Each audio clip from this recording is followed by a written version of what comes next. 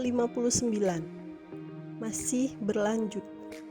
Aku melepaskan pelukanku dari tubuh Bu Rosmalia. Kemudian memandang fokus ke arah Mas Danis yang masuk ke rumah dengan wajah sumringah. Dia menjelaskan jika sudah memiliki bukti atas teror penyerangan yang terjadi di rumah ini. Barusan saya ditelepon Riza mengenai kondisi rumah ini setelah teror yang terjadi. Riza bilang dia sudah mengetahuinya. Ternyata selama ini Riza memasang CCTV di seluruh penjuru rumah ini. Jadi kita hanya tinggal menunggu Riza untuk mengirimkan video dari CCTV yang terhubung ke ponselnya. Setelah itu kita bisa membuat laporan ke polisi.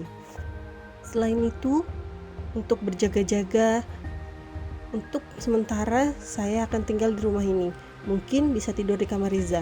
Namun sebelumnya, untuk menghindari kesalahpahaman warga, saya akan melapor ke kepala desa agar mendapatkan izin tinggal di lingkungannya. Tutur Mas Danis penuh semangat. Matanya berminar tanda kelegaan. Alhamdulillah kalau begitu. Iya, ibu baru ingat kalau di rumah ini ada CCTV yang Riza pasang. Katanya untuk berjaga-jaga jika ada sesuatu yang terjadi sama ibu. Mengingat ibu hanya tinggal sendirian di sini, sementara Riza dan Rima di Bandung. Ting! Sebuah notifikasi masuk ke gawai milik Mas Danis. Segera dia membukanya. Ternyata itu kiriman email video rekaman CCTV yang Mas Riza kirimkan sebagai bukti untuk melapor ke polisi. Mas Danis segera pergi ke kantor polisi untuk melaporkan kejadian teror yang menimpa kami. Setelah itu, rencananya dia juga akan langsung melapor untuk izin tinggal kepada kepala desa. Sementara Harsa, orang suruhan Mas Danis, menunggu di rumah untuk menjaga kami. Aku memutuskan membereskan bekas pecahan kaca, sementara Harsa membereskan potongan-potongan papan dari gerobak daganganku yang rusak parah. Saat sedang menyapu pecahan kaca, dari arah depan terdengar suara sepeda motor yang berhenti di depan pagar. Aku menoleh sebentar saat melihat Harsa bergegas menghampiri si pengendara motor.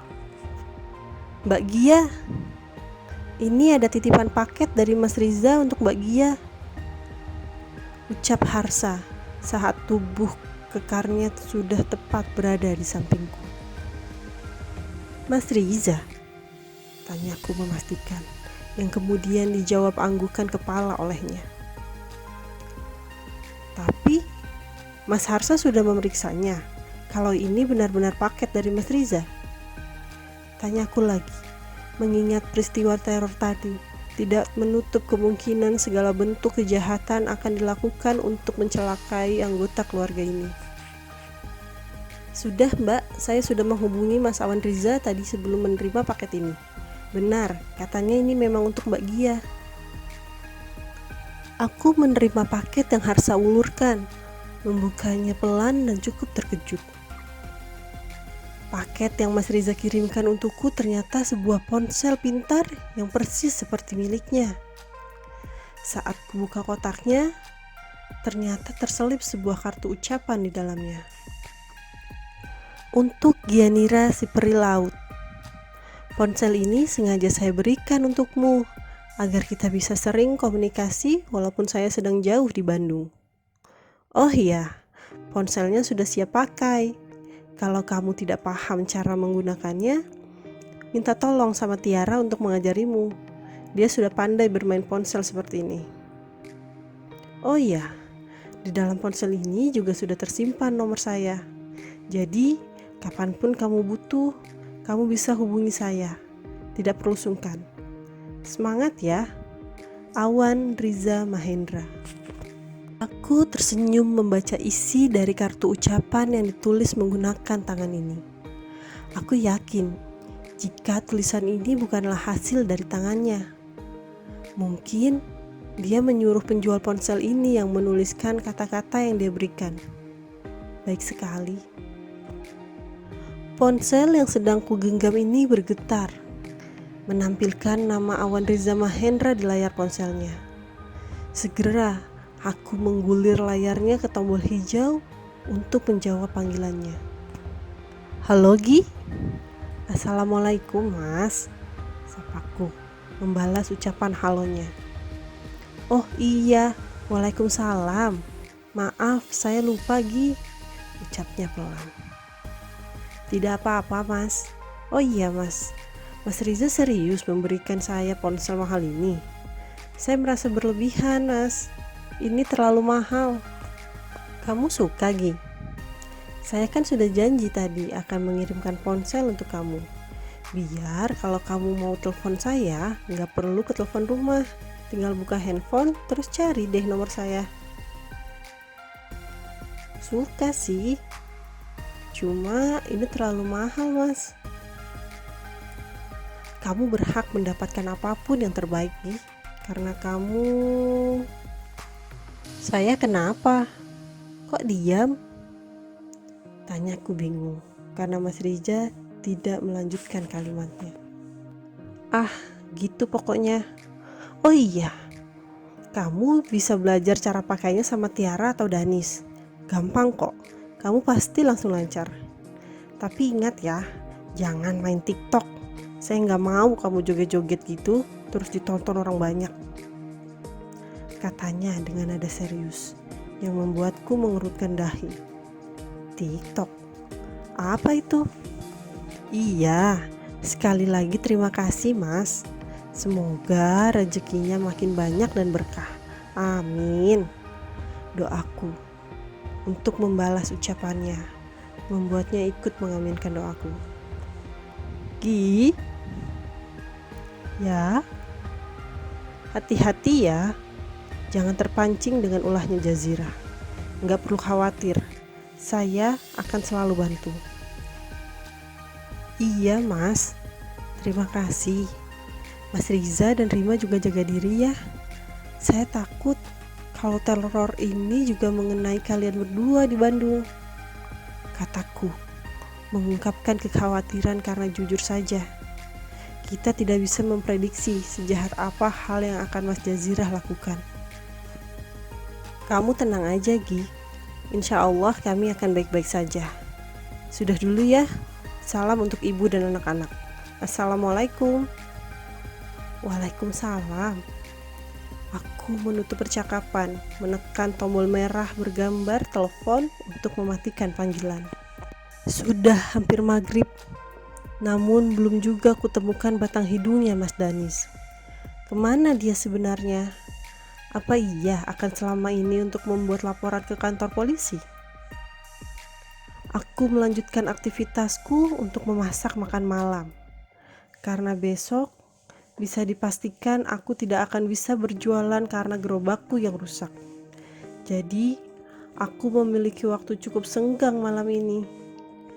Rencananya, setelah makan malam, aku akan meminta tolong kepada Tiara untuk mengajariku mengoperasikan ponsel baru yang Mas Riza belikan. Tepat saat azan maghrib berkumandang, aku telah selesai memasak makan malam. Segera, aku membersihkan diri untuk segera bersiap-siap melaksanakan kewajibanku sebagai seorang muslim. Ku ajak serta anak-anak dan juga Bu Rosmalia untuk melaksanakan sholat maghrib berjamaah. Sementara Harsa masih berjaga-jaga di depan rumah. Sejauh ini kami belum mendapat teror lanjutan yang Mas Jazirah kirimkan. Semoga memang benar sudah tidak ada lagi. Kasihan anak-anak dan ibu jika teror itu masih berlanjut. Selesai kami sholat berjamaah, terdengar suara seseorang mengetuk pintu. Ternyata saat kulihat ada Mas Danis yang baru datang. Karena jam sudah menunjukkan pukul 7 malam, akhirnya kuputuskan untuk mengajak semua orang untuk makan malam.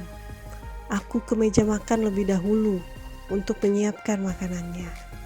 Sementara untuk Harsa, Mas Danis memintaku untuk menyiapkannya terpisah karena akan diantar keluar saja. Kami menikmati makan malam dengan suasana yang sepi. Semua makan dalam diam, termasuk anak-anak. Tidak ada suara celoteh dari langit, bumi, maupun Tiara. Semua kompak untuk diam.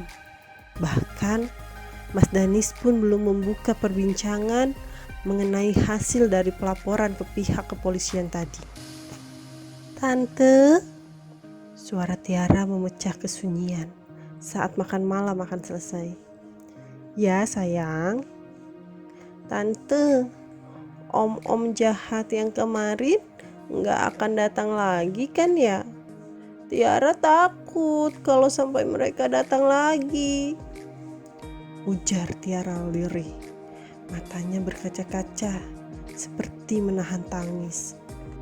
Sejujurnya aku pun bingung harus menjawab apa, karena aku pun tidak tahu apakah teror itu akan datang kembali atau tidak. Namun aku sangsi jika teror ini sudah selesai, karena aku yakin ini baru awal permulaan dari teror yang Mas Jazira berikan. "Tiara, sayang, kamu tenang aja ya. Om Danis akan jaga kalian semua di sini. Ayah Riza juga akan jaga kita dari jauh. Jadi, kalaupun ada teror lagi, Om janji kalian akan tetap aman. Tapi, Om minta sama Tiara, Langit, dan Adik Bumi, untuk sementara waktu ini jangan main keluar rumah ya. Mainnya di dalam rumah saja. Kalau bosan, pindah main ke kamar.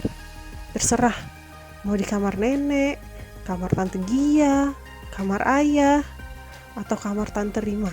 Bebas. Yang terpenting, tidak keluar rumah walaupun ke halaman belakang. Oke?" ujar Mas Danis, memberikan pengertian kepada anak-anak. Jika dilihat cara Mas Danis menjelaskan, sepertinya masalah ini belumlah selesai. "Tapi Tiara takut, Om." Tangis Tiara akhirnya pecah. Aku menghampiri kursi tempatnya duduk, membawanya ke dalam pelukanku. Tidak mudah memang bagi anak kecil untuk menutupi rasa takutnya. Terdengar suara dering telepon rumah milik Bu Rosmalia. Aku segera mengurai pelukanku dari Tiara dan menuju tempat di mana telepon diletakkan. Ku angkat gagang telepon, namun baru saja akan mengucapkan salam, orang di seberang sana sudah lebih dulu mengatakan hal yang di luar perkiraanku. "Batalkan proses perceraian atau kamu akan menyesal." Suara ancaman itu aku sangat kenal. Suara milik ayah dari kedua orang putraku.